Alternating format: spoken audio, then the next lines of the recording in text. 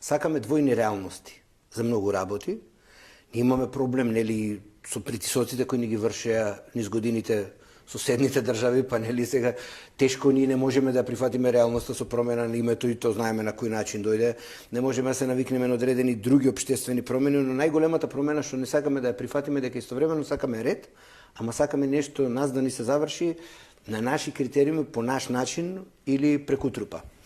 Ние имаме проблем во добар дел од институциите, затоа што тој систем оболен кој што сме го створиле, всушност ние секогаш ги обвинуваме носителите на највисоки функции, нели политичарите од највисокиот ешалон, и се сложувам дека огромен дел од вината лежи и кај нив, затоа што неретко не сакаат да се помират со можноста да пример сето тоа што ако го држат како став, да кажат, добро, не се сложуваме, не може вака, ајде да одиме на избори одма, да се потврди легитимитетот, дали ќе тераме вака или онака, или пак не остануваат конзистентни, викаат тераме доека тераме, на крајот на криштата дури да го изгубиме владењето, Трајко, Петко, Ѓоко, Митко, ќе го истераме како намера.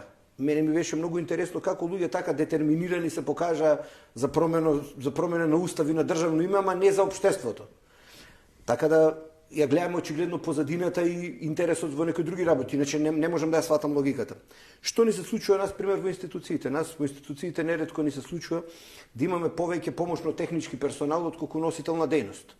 Зошто? Затоа што носители на дејност во било која област, дали е образование, дали е здравство, дали е култура, дали е, не знам, кој сака да каже, дали е некој јавно предпријатие, повеќе имаме администрација него мајстори, да кажеме. А мајсторите за тие што ја врзат работата.